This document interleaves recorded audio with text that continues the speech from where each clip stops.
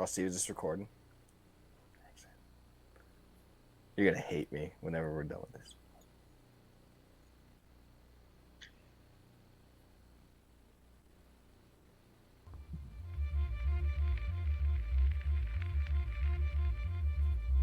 We are the Primal Wrestling Show. Robert Bryce, Tom Malloy, Rich Lopez. Hello, everybody, and welcome to another edition of the PML Wrestling Show. It's the PML crew, as always, Tuesday, live on Facebook at 7 o'clock. Rich Lopez, Homeboy Malloy. Yo. Robert Price is always with us. Steve making us look, hopefully look, but definitely sound. I mean, we have to do some of the looking. You do all the sound, so he's making us look and sound is good. How's everybody doing? Is Corey on right now, by the way, Steve? Okay, sorry, my bad. I know last time we brought our guest in. So real quick, if you guys are watching the screen, Corey Keene is our guest on the show. My bad on that. I should have asked that before in pre-production, but I dropped the ball on that. First things first, guest. We will ask the guest. How you doing, Corey? It's been a while since I personally talked to you. I know I just talked about it on the pre-production. I haven't talked to you in about, well, we'll snap once in a while about wrestling, but I actually talked to you in about 3 years. So how you doing, man? Boys, I just want to say I am juiced to be on this because, listen, Good. I've known you guys for a while. I've wanted to be on this. I've been watching it for 4 years. I think you guys, this is 4 years now, right? Probably a little bit more now, dude. We're a little old. Yeah, I think we're in year 5, actually. Yeah, we're in year 5. But I do remember you reaching out to us a couple years ago. We just weren't doing guests at the point. Yep. We're trying to hone our craft, but then we're just at that age now where it's like, you know what, let's just have people on, drink some beer, talk some wrestling. So, I mean, definitely glad for you to remain loyal to us. And, and like I said, I know we snap once in a while, so, keeping in constant contact. But so it's Tuesday. It's our show. You said you're a loyal, you've been watching us. Are you sipping on anything today? I am. Miller Lite, baby. Miller Lite, baby. I like it. Yeah, buddy. Miller Lite. And then I got to ask, of course, Malloy and Steve. You guys sipping on anything? Because that's my weekly routine. We can go with Steve first. It's Tequila Tuesday as far as I'm concerned, so I'm sipping on a little margarita with a Busch Latte chaser and a couple of trees in the background, buddy. Oh, yeah, just that 420. Ooh, yeah. I forgot about that. I completely forgot about that. Hope you're able to finish our show here with the Busch Latte chaser, but either way, great concoction. Malloy, what are you sipping on? I'm sipping on a little bit of Bubble Stash. Ooh, It's a Sprite can. Oh, I know, right? It's a pretty cool can. But Yeah. We just got some new brewing down at Beer Super. Got that Hot Valley Brewing Company, and they also gave us some merch. So these guys are like, here's a T-shirt, here's a hat. I was like, I gotta buy the beer and try it. I like it. Dude, you're going to be proud of me. Look what I'm doing for the first time. Getting that Dunkaroo or Drunkaroo? Dip. The drunk is out. Oh, snap. I didn't even know it was Drunkaroo. I kept calling it Dunkaroo. Drunkaroo. I'm going to try it right now. I usually don't tell people what I'm sipping on. It's usually a mixed drink, but How is it? it's all right. It's definitely not a Dunkaroo to me. But, I mean, can you really replicate a Dunkaroo? In beer. Is it sweet? It's that. I know you're an IPA guy, Malloy. I don't know how you are, Corey or Steve, but Well, it's an Imperial Stout. It's actually not an IPA, but Oh, what I was just gonna say, it says ICA. yeah. Imperial Cream Ale is actually what it says. So, but it's all right. It's not too bad. I should have brought my Arnold Palmer back up here just in case, but no, I can get through this. But anyway, enough about the beer, enough about the concoctions and the earthly stuff. But let's talk about wrestling, man. So, Corey, I know you when you reached out to us and like you wanted your opinion or you wanted our opinion on the we'll just go off with the Jericho podcast, and then we're like, you know what, dude, like let's just have you on the show, man. Just bring a beer, talk wrestling. So I know you wanted to mainly touch on the Kevin Owens Jericho stuff, but I want to ask you first because I know you just asked us right before we went on the air. Do you like the Broken Skull sessions with Austin? And then in particular with the Jericho, did you like that one or did you like another one more than Jericho's? Well, first off, I feel like if you're any kind of wrestling fan, you're watching the Broken Skull session. I think right now it's the best in-depth podcast that not only the WWE Network, Peacock, all that put out there, but it's the most like real. And I think they let them get away with a lot of stuff because some of the stuff they say, I'm kind of like, wow, with WWE, I didn't think they'd do some of this stuff. And I think that segues perfectly into the Jericho one. Like, I know both of you guys, there's no way you thought Chris Jericho would be on this pod on Broken Skull sessions. So I know we're going to talk a lot about that, but my favorite one, I mean, I'm a Randy Orton guy, so, and I know we talked a little bit about that, Rich, but Randy Orton one was good. But this Jericho one is just, it was my favorite one. I'm a big Jericho guy, so Yeah, me that too. was probably why it was one of my favorite ones. No, I like that too. Malloy, real quick too, because I know you're actually like into like the podcast, like outside of like Peacock and stuff like the wrestling ones. But like I know you like Conrad a lot. Jericho actually just came out with a podcast with Austin on it last week. I think it was on the 14th. I think it was, and I'm Yeah. like halfway through it, and it's really cool. It's just pretty much like a reverse thing. So like Jericho's the host, and Austin's going through like his favorite matches and stuff like that. So I don't know if you knew about that, Corey, but definitely check that out. It's Talk is Jericho with Steve Austin as the guest. But what did you think of the Jericho podcast? Because I know we were going to talk on it last week, but then obviously with our WrestleMania card, we just wanted to pretty much focus on that a little bit more. And then we're just like, we'll just save the Jericho podcast for this week. So what did you like about that? What didn't you like about that? Were you shocked even, like Corey said? I forgot he's Yeah, for sure, man. When I actually saw that, I remember I think I was at Home Goods or something with my wife, you know. Oh, wow. Bro, you're Yeah. fancy, bro. Dude, it's like Marshalls. It's like Marshalls. It's nothing particular spectacular. I was just like watching her look at stuff, and I'm just like, yo, this You is did that- awesome. And Yeah. I feel like WrestleMania didn't have that shock value to it, but that was the shock value that WrestleMania weekend needed. I was like, I can't believe this is happening, Mhm. and that just leads to me like that something more could always happen now. Like, will there be an invasion angle once TNA is done with their stuff with AEW? Could they cycle in NXT? Can they cycle with WWE? Because they tried and failed WWE to go competitive with ratings, but AEW I think is like up here versus NXT's right here, but then Ooh, Raw really? and SmackDown are up here. Okay, I got you. So it's like, welcome to the big time, but you can't beat the big time. You might be able to beat one of their products, but you got a bunch of guys who are from either WCW, WWE, very talented indie wrestlers on your show. So I guess retrospect to everything, it was to me it was a huge shock factor, especially the way the wrestling world is. The way we take it in as fans, it's like, wow, it's like all against each other. And realistically, it's just there's just moving parts from what it seems that everyone wants to work with each other to be beneficial. Because I mean, even if you listen to some of the shows with like Kurt Angle or Steve Austin, or even like some of the stuff Triple H did, like they worked down in Memphis for like Memphis Pro Wrestling. They worked down, all these different indie circuits while they're on the WWE programming. Yeah, it wasn't broadcasted then, but it just seems like the wrestling universe, it makes it seem like it's so much conflict when realistically it's kind of just a lot of moving parts. Even like look at ECW. No one knew that, Paul Heyman was on Vince McMahon's payroll. Yeah, So no, you're right. Yeah, that's that true. podcast to me was just like, it's opening the floodgates. It's like, Vince, I don't know if Vince was there or not. Probably wasn't. He was probably busy with Mania. Mhm. And, but I'm looking forward to that Jericho Austin podcast. I'm definitely have to check that out tomorrow morning. Yeah, it's very, very good. And then going back to that, like you're definitely right. Like speaking of like somebody that went from AEW from WWE, you can get a Moxley on there, especially with how that when Stone Cold had his last podcast, that kind of like It was terrible. I was gonna say maybe you can get a redemption with Moxley. You know what I mean? So like you said, like, or even Cody Rhodes, because obviously Rhodes, what he did for NXT, so obviously he has that, Cody has that roots of, NXT with his dad, or even obviously his career in WWE.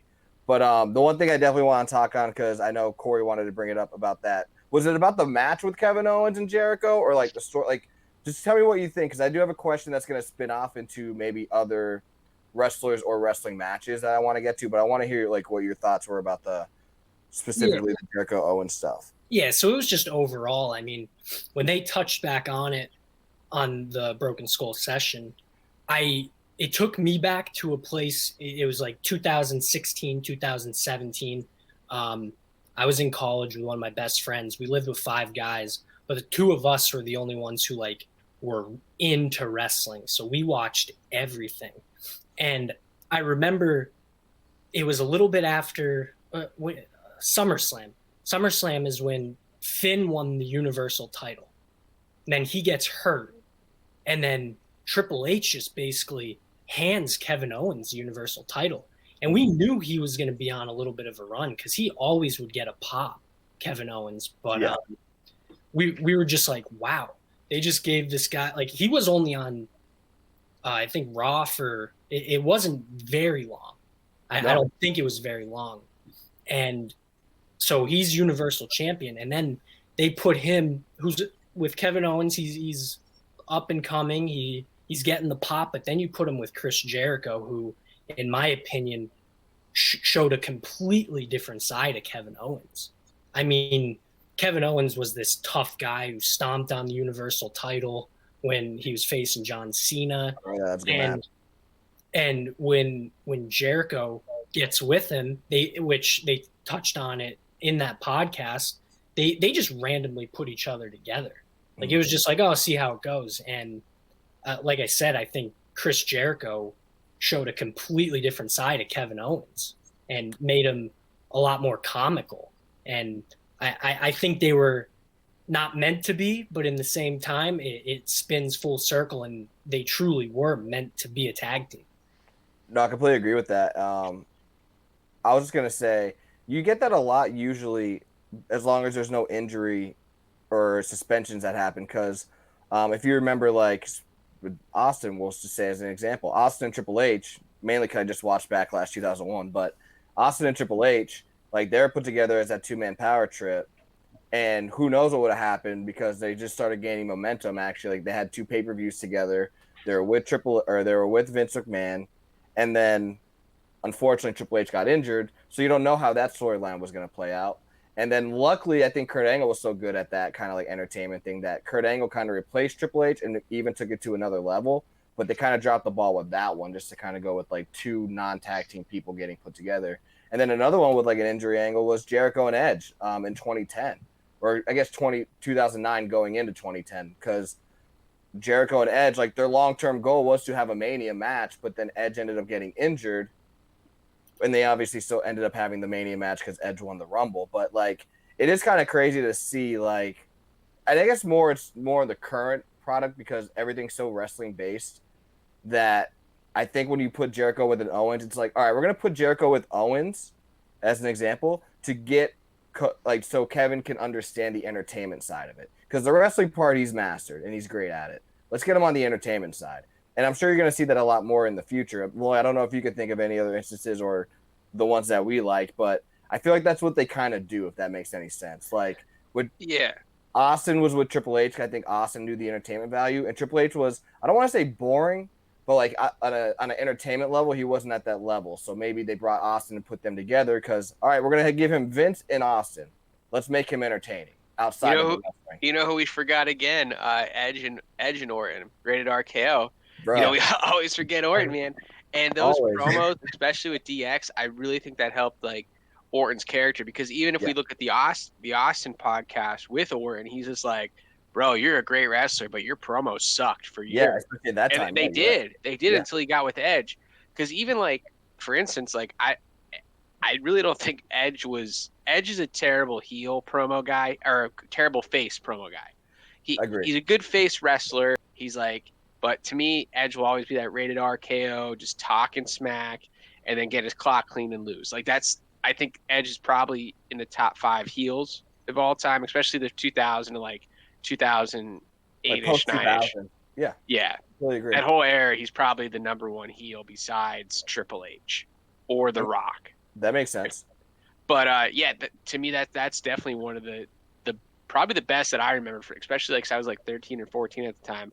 And I was like, this is awesome. Like DX is back together, and then it's like they're playing off each other. Who you did, like, at that point in time, like, Edge didn't have that much charisma, I don't think, and neither did Orton. So maybe it helped bring it out of each other.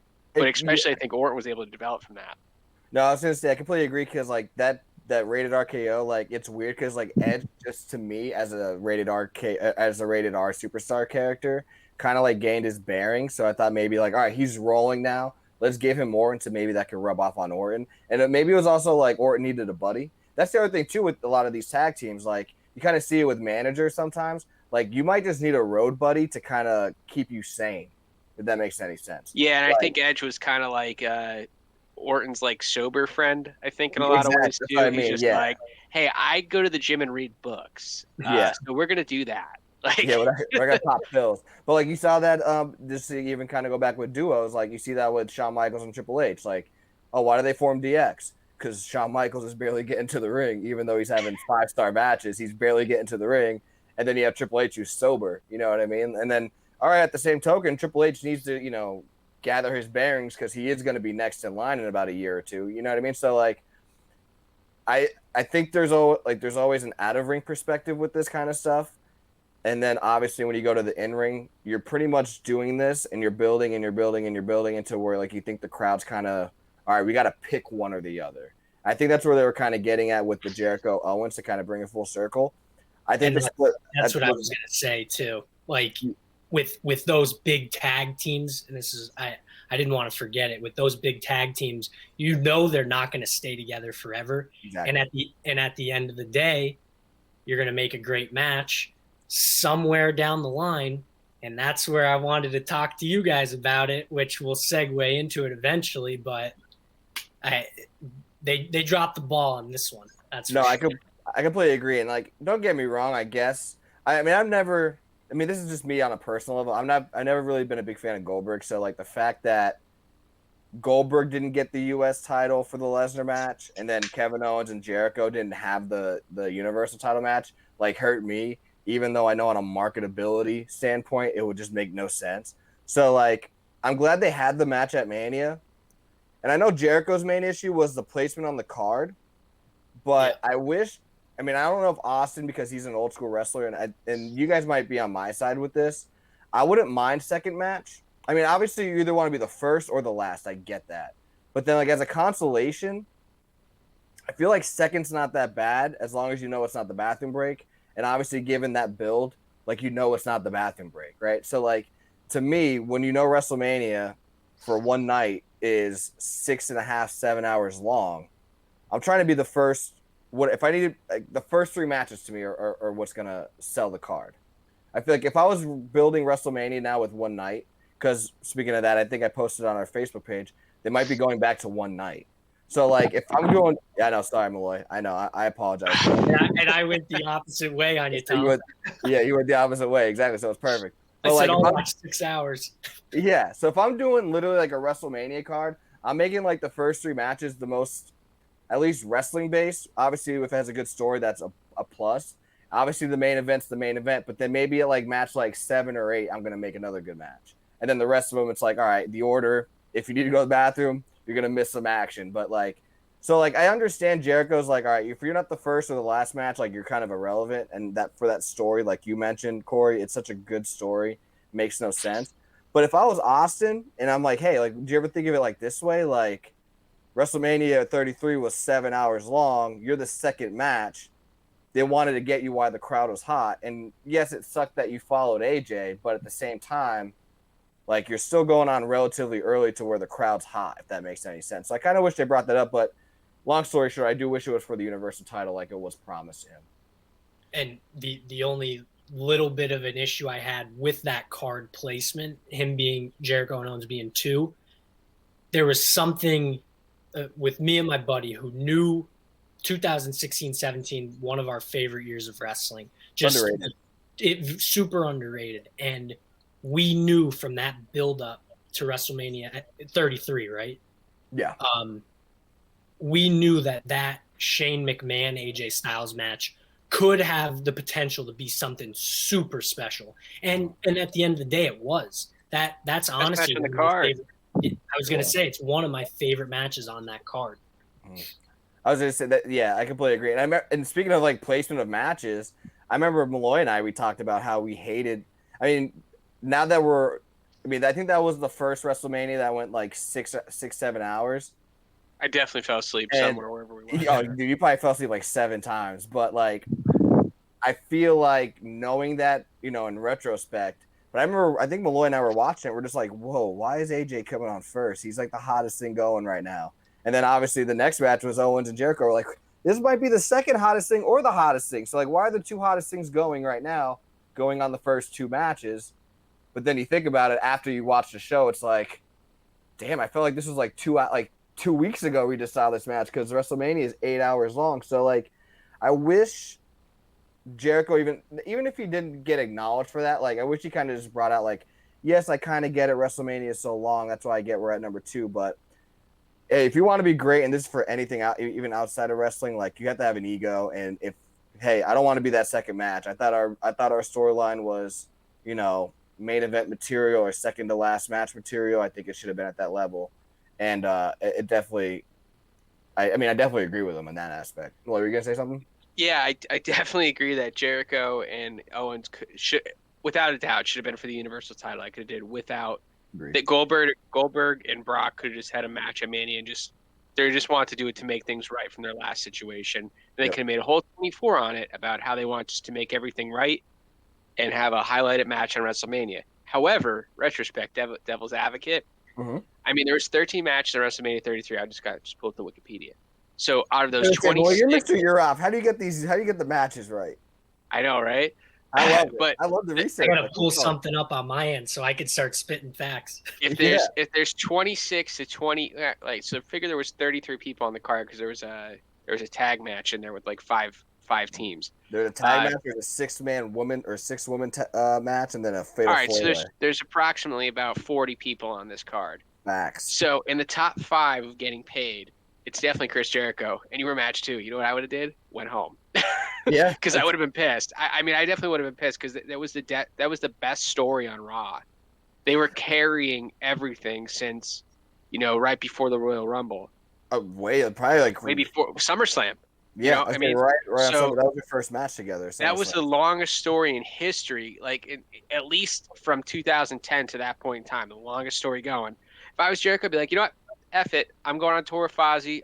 I'm on second. I'm getting paid. I'm collecting a check, and I'm going home. Sorry, Kevin. I got devil's advocate here, or not devil's advocate, but since we're like talking WrestleManias, I love WrestleMania, so I know that was the hottest thing. I think we could all. I think if I was like to put money like on storylines going into WrestleMania 33, like I'm putting that as the number 1. AJ's little issue. I mean, Shane McMahon kind of was random, but I think AJ was the hottest wrestler, so I understand him going 1 or 2. But here's my other one that I thought was great, and I feel like this doesn't get talked about. How about Rollins and Triple H? And he was sick, and that was a great match. Yeah. Awesome. Yeah, that was probably the second biggest story on Raw, because just think, Jericho was there the most, I guess, and it was going. I guess they're both very long stories, actually, if you think about it. They were storylines. Yes, because when he mentioned that was the hottest thing going, I'm like, yeah, I agree with you. And then I thought about it, because the reason why I remember that match so much with Triple H and Rollins, because like when Rollins came out with the gold gear, I forget what the theme was, but I was like, oh, that's kind of a cool look. He just looks like a Power Ranger every year. I love it. Yeah, exactly. So like I always know it's gonna be a different color. So I just thought I like that gear, so I always think of Rollins at 33, and I'm like, that was a really good storyline too. And I know that wasn't second to last. I think the women's match was second to last, the 6-woman one, but I'm pretty sure that was like third or fourth to last. And I kind of wish maybe you'd swap Jericho Owens with the Rollins Triple H match to make it more of importance. But then at the same time, you're kind of rubbing that against with Lesnar and Goldberg, which is like towards the end too. So like, I don't know. I guess there's many other ways to go. But the one thing I wanted to ask, I don't know how much of it are you. I know like I said, when we snap, it's usually about old. Like I remember when I was watching WrestleMania 17, you're just like greatest pay-per-view ever. I'm like, effing right it is. Yeah. So like I don't know how much of a historian you are, and then Malloy, I know like obviously we do the show, so I know you watch old stuff. I always wanted like they dropped the ball, even though they had the match at 33. I feel like we all agree they kind of dropped the ball with the significance of it on that night. Can you guys think of a feud or a match that kind of was a letdown at Mania, or even wasn't a match at Mania? Because I'm gonna say this, and then you guys can either piggyback off it or give other examples. But like to me, I feel like Austin and Triple H in late 2000 going into 2001. Granted, I love Rock Austin. Malloy, you know that. I put that on my Ultimate WrestleMania card. But like that was such a good rivalry that I kind of wish that it was a WrestleMania 17 or even a WrestleMania 18, because they were a tag team.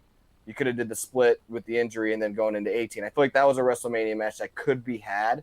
and never was done. Could you guys think of any other examples, or do you guys think there was like letdowns at certain points? Cena Edge, 100%.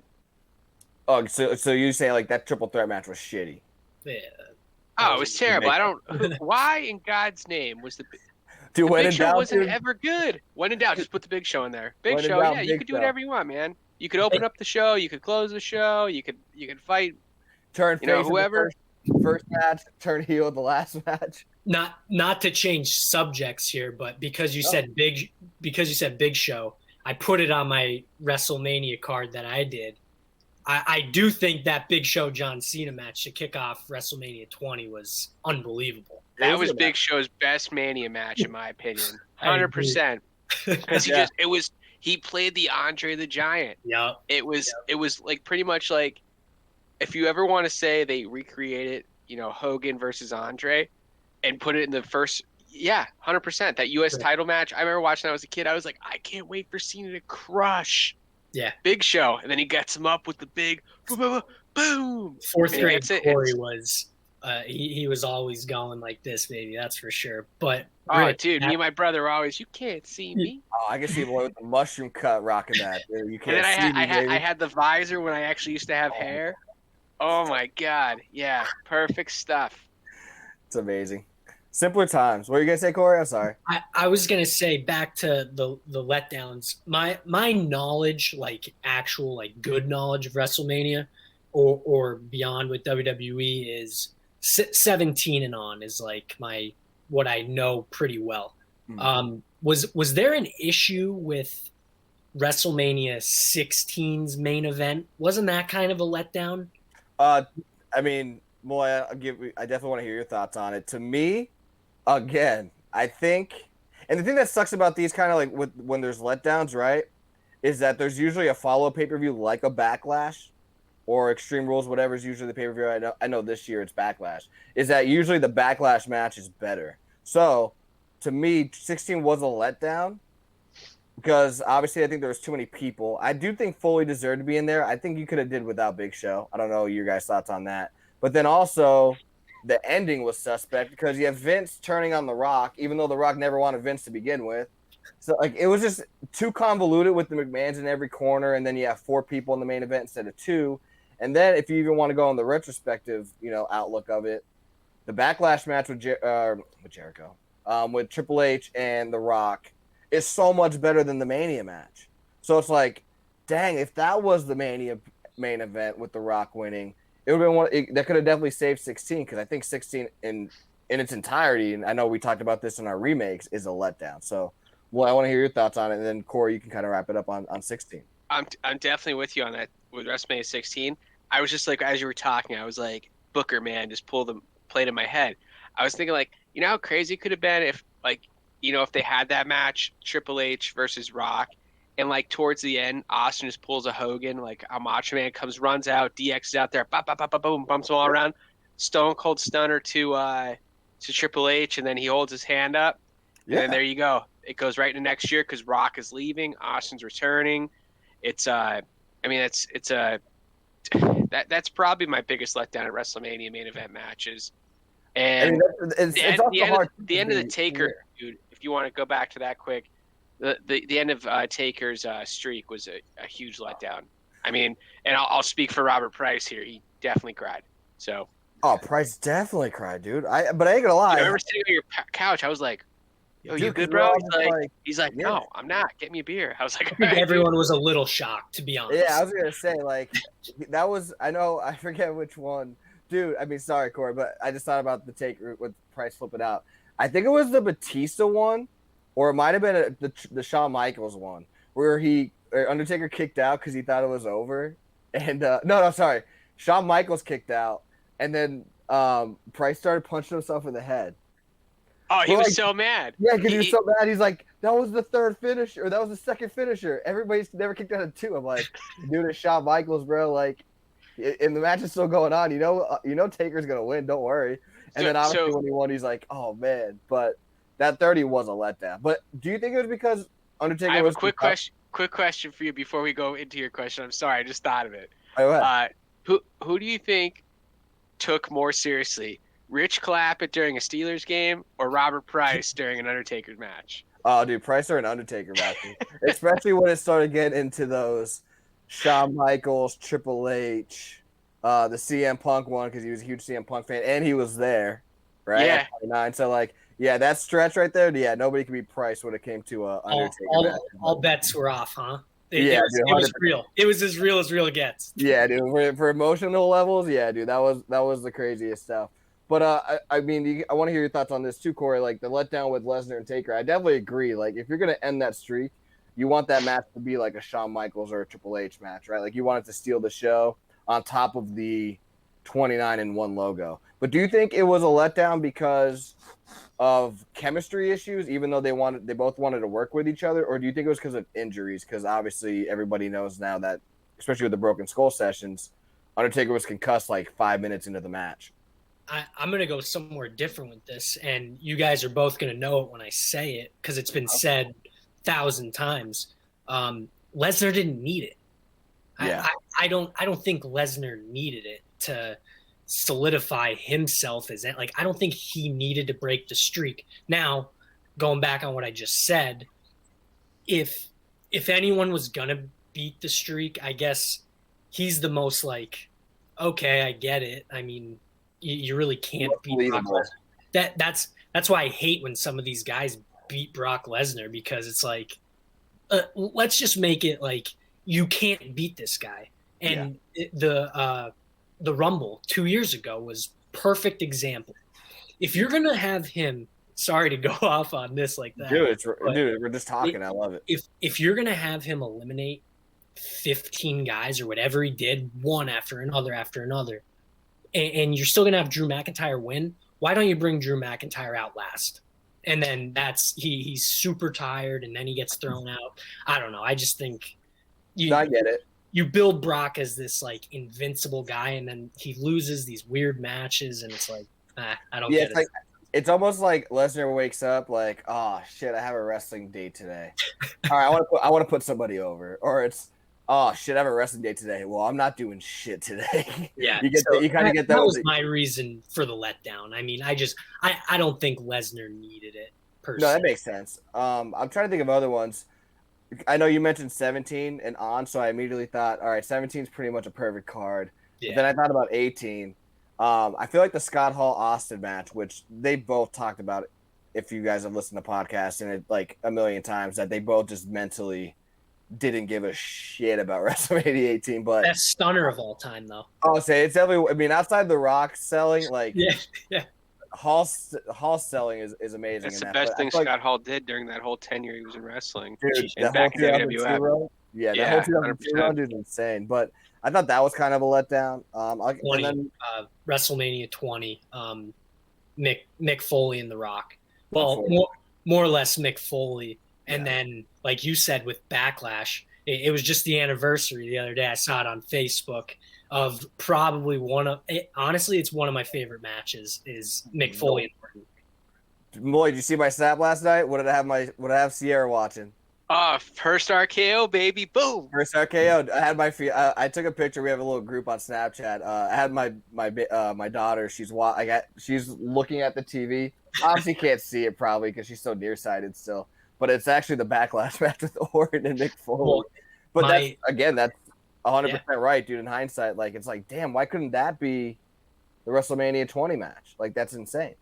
And anyone who obviously wrestling is what wrestling is, and you're either gonna love it or you're gonna hate it. But if you're one of my closer friends, fiance for that example, like I'm gonna show you a match that's like these guys are giving it all.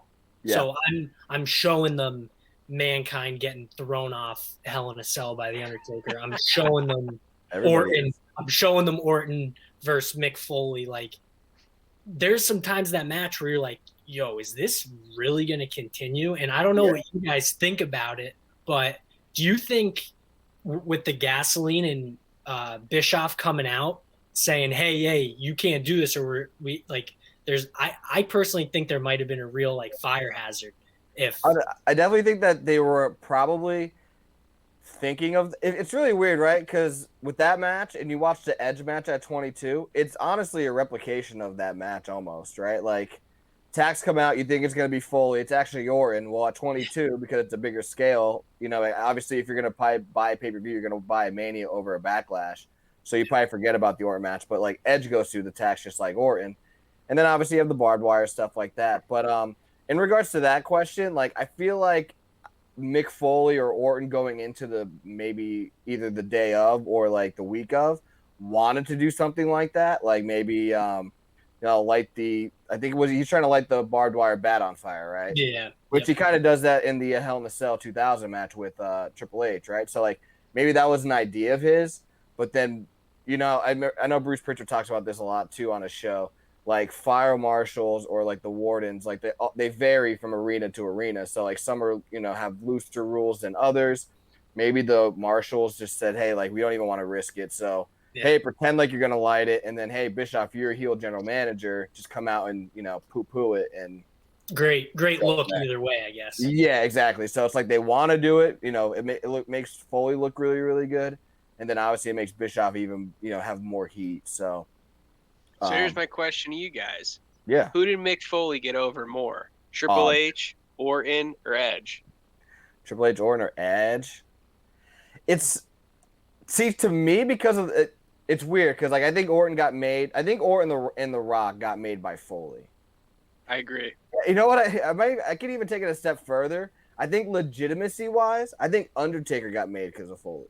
Does that make any sense? I know I've told you about this a million times. I feel like Undertaker was made before he was. But for having good matches, not being a gimmick. Does that make any sense? From my perspective, it goes beyond that for sure. Like, think of the first 6 years of Taker. The only thing you can think of is the Survivor Series match with Hogan. To me, right? Like in regards to actually like matches. But with Foley, you immediately think of. All right, you think of the Boiler Room, you think of Buried Alive, you think of Hell in a Cell. Like you immediately think of just 3 matches that in the first 6 years of Taker's career before Foley, it's like you're stretching. And that's not and obviously when I'm saying this, it's definitely not Taker's fault because I think I speak for every wrestling fan. Like Taker's like the most athletic big man and I think besides like I think him and Kane are the 2 best big men that like love the business the most. So like it's not his input. I just feel like it was creative. Like, all right, you're this zombie. We got to put you with other gimmicks. And obviously, no other gimmick is better than Taker, so they're going to be shitty matches, right? I.e., Giant Gonzalez. So, like, I think Foley came in, made Taker in regards to match quality, a star. Because you go from those matches, like I said, then in '97, you have the Michaels feud, you have the Bret Hart feud. And then, from there on, so on and so on. Everybody knows the rest. But then I would go Rock and Orton with Foley. I think Money in the Bank made Edge to me. And then Triple H, I feel like he was made. Oh, shit. Yeah, I forgot Foley wrote to Triple H. Stop talking. Yeah, you got that Raw match. It was one of the best matches at Monday Night Raw in history. Dude, that Royal Rumble street fight is what I'm thinking of. Yeah, street fight. That's literally what I was gonna get into because I'm sorry, I just talked like 3 minutes of mic time and then I just stopped in my tracks. You guys are probably like, "Yo, shut the hell up right now." I'll still go Orton because he needed it more, and I'll go with Rock because he needed to be solidified for Mania. I would say Triple H was already on the way up because he was already champion before Foley. That's all I'll say. At least Rock was champion in the feud with Foley. Like he wasn't even a champion yet. What do you guys think though? That's my reasonings. I mean, obviously, I just shut my own mouth up, so I couldn't. I think he made Orton. I think Orton was the best person who came out of it because Orton's, I think he got to learn how to be a wrestler from Mick Foley. Like, I'm not just like, the pretty boy backup guy, kind of like, how he was in Evolution. Now he's just like. He could be the leader, like which he went on to be, and then I think Edge helped him. Edge learned a lot, obviously, from Foley as well. But I think, that really brought out the best of Orton was in that point in time. That was pretty cool. But what about you, Corey? What do you think, man? Yeah, and I think it's funny you say like with the pretty boy kind of look, and you guys would know this better than me just because my time, like I've seen a lot of older matches, but I'm still with the whole cards and everything like that, not 100%. But I feel like with Triple H, that was like, I don't know this, but was that one of his first matches that were like, yo, this guy could take a beating and just keep coming back and coming back? And I don't know. I Yeah, think probably. he may not necessarily have made Triple H, but I think that match showed that Triple H was like, oh, yo, he could do any kind of match if you really want him to. Yeah, that's the thing too. Like with Foley, like he's another person that kind of gets overlooked to me because I know, like I brought up, like you mentioned the pretty boy thing, right? Just to kind of go off what you said, Malloy. What was the Rock was a pretty boy, and he was known for his. I mean, obviously he was having great match, and that's the thing too. Like when we say these kind of things, like who's better or who do you put over more, like we're not saying the other two, whatever the other options, like they didn't work, right? Like we're just saying like which ones do we personally like better. But like The Rock, it's like you're trying to get him ready for Mania. I guess Triple H in an aspect you were trying to get ready for Mania, but I felt like because Austin was out, like you were giving him kind of like a leeway, if that makes any sense. But like the thing with Foley that I think what makes obviously everybody, I would say Edge the least though. I don't know what you guys think. If I had to answer, like I guess a better answer would be no matter what order you put like Rock, Triple H, Orton. I know I mentioned Taker, but like whoever else in, I think Edge would be last because I think Edge made his name off the TLC matches with the Hardys and the Christian and the Dudley Boys. But like the thing with Orton is like he was a pretty boy. That match made him solidified, right? And then 3 months later, he's world champion. Edge, yes, Money in the Bank he cashed in, but like that obviously propelled him into that feud with Cena to make it more legitimate. With The Rock, you know, he was again a pretty boy, whatever, just known to be like the sidekick of Vince in the corporation. He has that feud with Mick Foley, and then he goes to Mania, the main event, and then after that, he's a number 2 babyface, like the week after. And then with I brought up the Taker thing because Taker's known for a slow walking zombie, essentially, right? Obviously, given the gimmick that he's going up against, he might be a babyface, he might be a heel. But then right after that, the next 3 years, as the same Taker character, he's having match of the year quality, tight matches with the Bret Hart or Shawn Michaels because Mick Foley brought out that other aspect of physicality in their matches. So like Foley just did, all right, oh, who do you need me to get over? All right, well, I'm going to do whatever I can. I'm going to put my body on the line literally to get these people over because you need to show a more serious physical side that nobody's ever seen before, to me. Yeah, and I don't know if you guys watched that. It actually just premiered a couple days ago. I think The Untold with Mick Foley and Edge, a little bit behind the scenes on their match, and it was more or less like Edge said, "Hey, Mick, you never truly had a WrestleMania moment. I'm your guy to give you that WrestleMania moment." Yeah. So. And that's the person that's like had to me like various letdowns. Like I know you mentioned WrestleMania 20, but like I don't understand as a company how you can go into WrestleMania 15 like 6 months out after the Hell in a Cell match, and then you give him Big Show. Like to me, like even if I know I'm running a business, but even as a human, what he went through physically in that match, I don't know how I go, hey, we don't want you in the main event, but we're going to make you a special guest referee in the main event. That's like, all right, we're not going to give you steak. We're going to give you like bologna. Is that okay? Does that make any sense? Like, I don't understand that. Like, I felt like he definitely deserved a bigger moment than what he got. What was it, 5-6 years after he originally retired? Like, it just makes no sense to me. But yeah, I get that for sure, man. Like, Mick Foley was never really given his just desserts at the WrestleMania stage. For a guy who literally, put his life on the line for the company more than once, and even Vince McMahon was like, "You don't have to do this." He's he's like the employee who works, like he gets paid from 8 to 4:30, but he works till 7 or 8 o'clock every night, and their boss like, "Really appreciate what you're doing, but you don't have to do this." Yeah, we're not gonna back reward down you. inside. The boss is like, "Sweet, yeah, it was a good one," but I mean, that's a great analogy because it's so true. yeah. And like obviously he loves the business and he's so passionate, so like he'll do whatever. Like he's the one that kind of quit after the screw job that he always says. He's the like, only one. Yeah, he's the only one that he's like, even though nobody really would have missed me, but I felt like I had to do that for my due diligence or whatever. So like he obviously respects the business, and you obviously see that with many of the matches. I've always said like, if you're ever gonna show a match to like a non-wrestling fan, it's got to be a Foley match because like he puts his body through so much stuff that it's like, oh, and obviously we think that most non-wrestling fans are like, oh, that stuff's fake. So it's like, all right, well, here's a Foley match. You tell me if it's fake, because to me it's not. I've taken like a kendo tell stick me, in wrestling. Yeah, I've taken a kendo stick in wrestling, and that hurt. I can't imagine C4 explosives, barbed wire, thumbtacks. And that's the thing. That's my biggest argument with people who want to get into the argument with me. I'm not saying that this is real. Yeah. I'm saying if you want to appreciate what these guys go through sometimes, watch this match and you're going to say, oh, yeah, that looked like it kind of hurt. Yeah. Yeah, 100%. Like, it hurts, and they're definitely holding back sometimes a little bit, but it definitely hurts, and it's just crazy how your body gets used to it, because it just somehow does. You know, like it's just. Dude, I just feel take 100 bumps a day. Dude, that's it's crazy, right? You guys like, were in it for a little bit, right? Yeah, we're in it for about a year and a half. Like it was fun. I mean, the politics are crazy to me. Like that's what the killer is.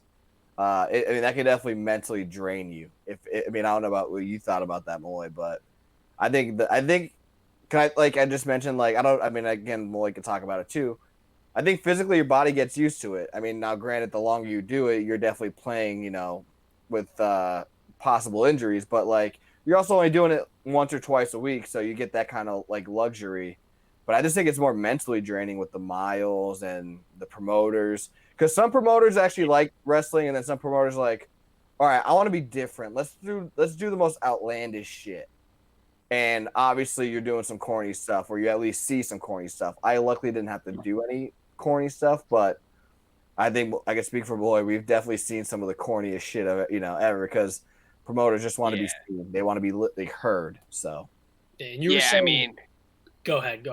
But like my take on, especially indie wrestling, my body definitely was good for it, because I was pretty much a human bump card for a lot of people, especially bigger guys, which was fine. Yeah. But especially the promoter aspect, I've met a lot of ball bags that were promoters, and I met a lot of good ones. Trotsky was probably my favorite promoter, especially teacher, because he had his vision, and you like it or you didn't. But his vision was good, and it was storytelling, and it was the art of pro wrestling. Now I met some other guys. I really didn't have any problems. Like everywhere I went, I ended up being on the card because I was just a douchebag heel. But it was harder, I think, for other people, especially if you didn't. Oh man, like I seen some guys come in and they didn't even do nothing, and like they're the ones like busting their butt, but like I'm just in the corner like making the guy laugh. I guess it's like being a salesman. Yeah. It's but yeah, pro wrestling is the weirdest thing I've ever involved myself in ever. Yeah, no, I completely agree with that. 100%. Like you'll walk into a show and you're just like, there's so. I think it's almost like circling back, the Chris Jericho podcast, like the individualities aspect of it. Dude, like there's so many different sizes, like races, gimmicks, costumes, even in the crowd. Like it's so different. I was going to ask you guys, what was your time frame on putting a match together with someone? If it was like, would you get time with a certain guy, or would you go to a show and it's like, oh, hey Tom, you're gonna wrestle this guy tonight, and you're like, well, we don't have anything right now, but I guess we got to put something together. And the best was like some of the guys that didn't even want to talk to you, like they're like, you're a newbie, I'm just gonna squash you. And like, they don't want to talk to me all the time. So one time I was in a match, I just punched the dude in the face. Yeah, no. I was like, "What are we doing? Like, what are we supposed to do?" Yeah, yeah, and that's also like good for learning, right? Like to kind of, if you had time to call it in the ring. And luckily, I never had to do that because most of the places that we went to, you usually call like 2-3 hours before the actual show, and like as soon as you get there, you make sure the ring's up. If not, you put it up, which takes like 45 minutes. There's enough people helping. That was kind of an easy. Yeah, I'd say you can do it about a half hour. But then after that, you sit down, you just, hey, here's what we're going to do. Here's the match card. And then that takes like 20 minutes, like pre-production. And then you get told who you're going to work with. And it's like, all right, you have 6 minutes. So obviously, and then it'll tell you like who's going over A and then B, the percentage of like offense. So like, for me, for example, if I'm going to a new place, like I'm pretty much getting like 30% offense, which it's sometimes it's hard, especially because I was usually a baby face. Malloy was lucky as he was more of a natural heel than me, which sucks because that's why I'm always jealous of Malloy or McCabe if we're gonna talk kayfabe here. Not really joking, but yeah, because it's definitely hard as a good guy to get like 30% offense and to somehow get over. That's what I mean, like with the politics, like you're kind of put in a bad spot. It's like, oh, you're a new guy and you're a good guy. Okay, well here you're gonna lose the first 3 showings in front of the crowd, and you're only gonna get like 30% offense. And then when you want to ask to do more input, it's like, oh well, you're kind of boring, or you don't have enough offense. It's like, well, you're giving me 30% each match. Like, how can I? And you're giving me 5 minutes. And you're giving me 5 minutes. Like, how can you let me show you or connect with the crowd? You know what I mean? So, the one time I was able to work heel, luckily I was actually with Malloy. We were a tag team, and that was like my best compliment. Remember, the guy's like, "I love you, man." I'm like, "Thanks," but like, yeah, bring us back. But it never did. Never. Like, well, I was gonna say we told him we'd reach out. He told us he'd reach out. None of us reached out. We're just like, do you like that? It's like you see that guy at the bar. You're like, dude, call me sometime, man. He's like, Never. Yeah, I'll definitely call you. Here's your phone number. You never hear from him. Well, that's the thing too. You kind of get lucky. Like, so we're like the second match of the card. So like, obviously that's the other thing too. I kind of wanted to like stick up for the Jericho thing. It's like if you're the second match of the card, you're done. You can watch the rest of the card because that's what we did, right? Like I've gone home. Sometimes, I mean, you shouldn't go home. I mean, I know if you have a long trip, you can definitely leave early. But like usually, the respectful thing is to like, hey, try to find the last row in the crowd. Obviously, not with your gear on, and then just watch the rest of the show. So, like, that's the one thing you'll kind of do. So, like, with that promotion in particular, it's like you're really not going to gain any access from it because you could tell that the promoter has his favorites. And it's all about who you know, right? Like, and not even just wrestling, just everything. So you kind of, saw that, and it kind of sucks. So, yeah, like we didn't reach out to them. They didn't reach out to us. We're not crying over it. We're going to come back as the dad bods, right, Malloy? Dude, the dad bods or, something like that. I'm all about it. That's definitely something maybe a year or two from now we could still do it. I mean, I've seen a lot of, like, we pro wrestling's fun, man. That's something I still want to, it's like that one thing I still like feel like I haven't closed the chapter on and that I could definitely do better at. So I'm definitely, I think we still have the opportunity out there. So that's something we should still try to strive for. No, I mean, I would love to. Did you ever think about doing it, Corey, or did you just like it as a fan? Sorry, we're talking way too much for a guest. I've always, it's funny you say it. I've always thought of it, but my body type just never fit anywhere. So I was always, I'm tall and lanky. So what's tall and lanky going to get me? I'm 6'2", 6'3". I'm skinny. I'm not a high flyer, but it's something I would have loved to do. Always did the trampoline stuff with my friends. Like, oh yeah. I definitely looked into a bunch of different promotions for referee, but never truly pursued it. But it was definitely something that was always on the mind. Dude, refereeing's fun. I did that for like 3 or 4 months. And I did it at a couple different places. It's a lot of fun, man. Except for when the promoter yells at the wrestlers and said the referee got over more than you guys did. Well, you're not supposed to do that, but you're so over, dude. You're over like Rover. Yeah, it was. Yeah, but Corey, you should check it out, man. You're an athlete, bro. I'm not, so you should do it, man. I could see you. I could see you doing it, man. Get out there, hit him with a flying kick to the face. You were a wrestler though, weren't you? You were a wrestler in high school. No, never. My dad coached. I know your dad's like, he's Mr. Wrestling, and when we were in high school, you know what I mean? Yeah, that's crazy. Yeah.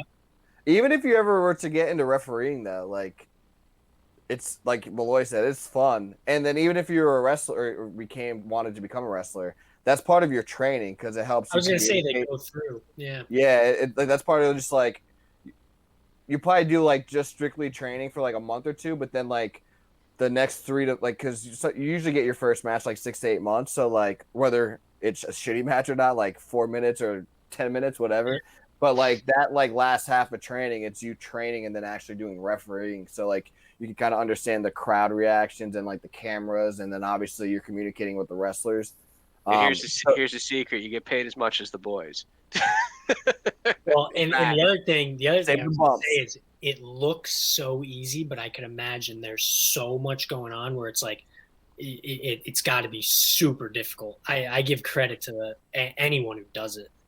Yeah, actually, my fiance asked me. She's like, "What's the hardest thing about wrestling?" I was like, "Honestly," she's like, "Yeah." I was like, "I don't think the physical part was that hard. Granted, conditioning is hard, but to me, I think conditioning is hard with whatever sport you do, right? Because like that's you pushing your body to be ready for whatever, right? So like when you actually do the matches, because the matches are different. Like as long as you're conditioned, I honestly think like post college, that was like the best shape of my life.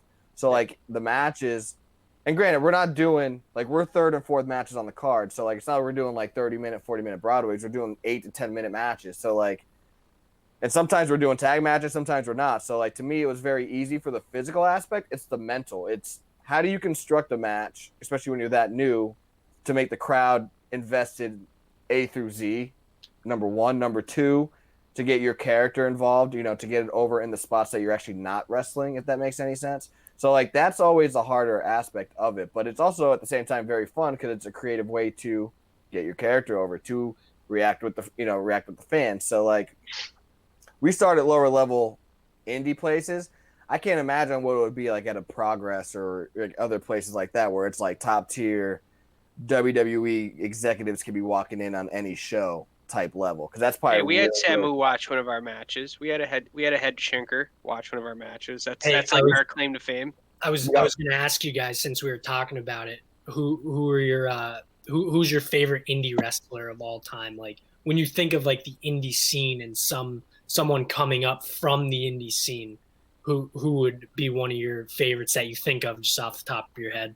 Matthias Glass. He was the funniest wrestler I ever saw wrestle on the independent circuit ever. Yeah, he's really good. He was very, very good. He was actually the funniest. He was a Hasidic Jew character, and he was hilarious. And he was a really good wrestler. He was very awesome. So if Matthias Glass, if you still wrestle, you gave me my first win in wrestling. Oh, there's the bias. No, but he was awesome. It was a great match, and he was amazing. So that's my favorite independent wrestler I ever got to meet and work with. I was gonna say to meet. I don't know. I mean, he was a guest on our show. I was a big fan of Killian. He's the first person, like, as an indie guy, like, when you come out and yell shooter, I was like, that's like that could get over like on WWE. Like, but he actually could shoot too. That's the crazy. Well, no, of course he could shoot, yeah. But I'm just being like the way he would yell that as a heel, I'm like, that's beautiful. Like if I thought you meant like higher level, so I initially thought Samoa Joe / Seth Rollins. Matt Riddle. That's kind of yeah. Matt Riddle for me was probably he's the tip of the iceberg for me. Yeah. But I just wanted to answer kind of both questions, but we have we have 2 minutes left, so I kind of wanted to get these two questions out there for you because, again, like we discussed wrestling, which is great, but I want to get like give me like a 3 to 5, like if you have to show your fiance 5 matches, like what are your 3 to 5 favorite matches? Yeah, so for first match that I showed to anybody, and it's just because the Hardy Boys are my favorite wrestlers of all time. Okay. Well, so, that was my second question, so you already answered that. Yeah, so I was in the other room actually, and she's cooking dinner and stuff, and she's like, I might be a little loud. So I'm in the bedroom now. I had my Hardy Boys. It's me in between both Hardy Boys like this. Oh, nice, dude. So I met them once, and they're my favorite wrestlers of all time. But I'm showing them the Triangle Ladder match, TLC 2 from WrestleMania 17. I think anyone who, even if you're not a wrestling fan and you're friends with wrestling fans, you've seen that match and just the chaos and how they kind of just went out there and just did their own thing. Yeah, like it was an awesome match. Another match which I wanted to talk a little bit about it. We didn't get to it, which that's fine. There's always a part 2. You have to come back, man. That's all. Part 2, dude. I was gonna say. WrestleMania 19, Jericho, Shawn Michaels. I think even that storyline, like I would show those the pre-match promos back then were everything. So much better, right? I think they were so much better. So much better. And then to top it off, I'm showing Rock Austin at 17. We said this, like that's by far the best pay-per-view in my opinion. And My Way or the Highway by Limp Bizkit. Yep. If that doesn't fire you up before that match, I don't know what will. So that's why I think that's like the best match ever. Like in regards to like delivering, all right, it's not the best match as in like star ratings, but it's a good match. Yep. The arena, it's the first dome stadium in such a long time. Crowds go crazy. Crowd's crazy. Main event, the promo to it, the two biggest stars. I mean, like it's just right place, right time, honestly. But all right, so outside the Hardy Boys, and then we'll wrap this up because we got your favorite match. What's your favorite wrestlers outside the Hardy Boys? From the beginning, with Evolution, because that's where my wrestling, like probably back then, like 2003, 2004 ish. That's when I was really, really, really into it. Like just starting up. Randy Orton is one of my favorite, if not, will also go down as one of the top tier guys for me. Absolutely love AJ Styles. AJ Styles is, I think, everything that's perfect with professional wrestling. And dude, been watching a lot of AEW, and I love their product. I really do. And the Inner Circle. What's his name? I can't think. Sammy Guerrero. Dude, I love Sammy. I love Sammy, and I love Orange Cassidy. Dude, they have some guys who they have some boys, like younger guys too. Yeah, I was gonna say. I mean, we're gonna wrap this show up, but a little precursor for next week because I'm sure we'll be talking a little bit about the releases, Malloy. Samoa Joe goes over to AEW, bro. And Corey, there might be a little competition there, but we're gonna wrap it up right now because it's 8:02. So Corey, thank you for coming on, man. And then I know you said that you want to talk about a couple other things, dude. There's a part 2 coming. All right, we can bring you back on. All right, so thank you for doing. Thank you for remaining loyal and watching and just hanging out and interacting with us on social media. We'll definitely have you on again as long as you're down for it. You know what I mean? Like it was a blast. Whoever messaged me back last week and said we'd love to have you on, I was like, I told my fiance right away. I'm like, they're letting me on. They're like, she's like, who? I'm like, don't worry about it. Don't worry. About it. Trust me, this is awesome. So thank you guys. We appreciate it. Thank you so much. We appreciate it. And if anybody else wants to be a guest on the show, we are the Primal Wrestling Show, PML Talk Show. Follow us on social media, Facebook, Twitter, Instagram at PML Show. And if you guys are liking what you're hearing, there's other podcasts on Loser Radio. You can go on Loser Radio on Facebook.com/Loser Radio. So this wraps up this week's episode. Hope you guys enjoyed it. Thank you again, Corey. Steve, thank you, homeboy. I mean, I will probably talk to you in a little bit, but thank you as always. Hope you guys enjoy the rest of your week. Enjoy the rest of your weekend. Until next Tuesday, as we always say, peace. Peace.